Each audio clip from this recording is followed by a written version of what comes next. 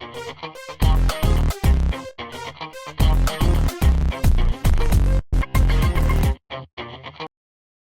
acknowledge that Tri-Cities Community Television operates on the traditional, ancestral, and unceded territory of the Coquitlam First Nation. We thank the Coquitlam who continue to live on these lands and care for them along with the waters and all that is above and below. Hello, here we are today in the amazing woodworking shop at Dogwood Pavilion, and I wish you could smell all the amazing aromas from the different sorts of wood and the most best equipped woodworking shop that I've seen. And I don't know what half this stuff does, but I'm with someone who does, and his name is Larry Yellowwager, and he is in charge of the wood carving section. Welcome, and tell me all about it. We get together twice a week it's a drop-in wood carving that as long as you're a member of the society, it's a $2 drop-in. Everybody passes their ideas back and forth for different projects. There is no instructor. I'm just a supervisor for it. We all just carve and have a lot of fun. Are there special types of woods and special types of instruments and tools that you need? Do you have to bring your own, or are they all provided here? For the drop-ins, we have to bring our own tools. We have some wood that I will supply, but most people have their own. And then you have your carving tools. There's V-tools, gouges, and knives. Just a few of the little tools that you would use. I have a friend who collects all the old fruit tree woods, you know, what the old cherry trees and apple trees, but you've told me that we're using cottonwood here, and I always thought cottonwood was one of these weedy trees that nobody liked. But I think you're telling me something different. Cottonwood is really good it's a soft wood. It's the bark off a cottonwood tree. It's fairly easy to carve. You can carve other woods like basswood. You can carve hardwoods, but then you have to sharpen your knives a little bit more. You've made this little thing from, it's absolutely sweet. And how do you get the color on this? That's painted It's on. just painted on. Yeah. That's basswood. Oh, it's gorgeous. So It's beautiful. And this? that one's just done from, you may look in a magazine or something, but the expressions on the face, you basically put in on your own. That's lovely. Now I have one last question. Where is your very large box of Band-Aids? Everybody carries their own Band-Aids with them, but there is some in a box in here. Thank you so much, Larry. That was a great pleasure, and I hope lots more people discover this wood carving drop-ins. Thank you. Welcome again to Tri-Cities Community Television, and we're here today in the amazing woodworking shop at Dogwood Pavilion that's part of the Dogwood Society's programs. And with me today I have Norm Forshaw, who is, I believe, substituting for the real leader of the woodworking program. So welcome. Thank you very much. And Al Phillips is the boss, leader of the shop. And accolades to him because he's done an awful lot for us. But our shop is 5 days a week from 8:30 to 12:30, and it's a drop-in. So people sign up and they come in whenever they feel like it, and they bring their own personal projects. Or often people come in and they need a little project done, and they need something repaired. Maybe the library wants a shelf built, or the pool hall wants a pool rack, something like that, or somebody needs a chair fixed. And we go ahead and do that, and by donation, they'll compliment us.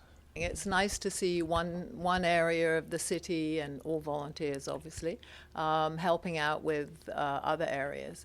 But I know your specialty is actually wood turning. So I don't know anything about wood turning. Can you enlighten me a little? The wood turning is done on a lathe, and it spins, and you apply the tool, and you produce something like a bowl. Wow. Or an interesting piece called a segmented turning. And you get a variety of woods and cut them up, put them together. Hopefully it turns out round. It's almost like pottery, is it? Yeah. So you can fix the lathe to make the different shapes that you want? Yeah, it's in the turning itself, and a little bit of glue, and there it is. And then what about this? This is clearly a different... Kind of a natural piece from the wood itself, and often it's bark or whatever piece shows up. And you take a look at it and put it on the lathe, and then you can, after a while, figure out what you're going to do with it. And if you're lucky, the bark stays in place and it turns out like that, and it's quite unique. Each piece is unique. Yeah, it's beautiful, really beautiful. What sort of projects are they bringing in? They bring in a lot of repair projects, mainly shelving or implements that they need. For instance, cutting boards or spoons, stir sticks, could be just about anything.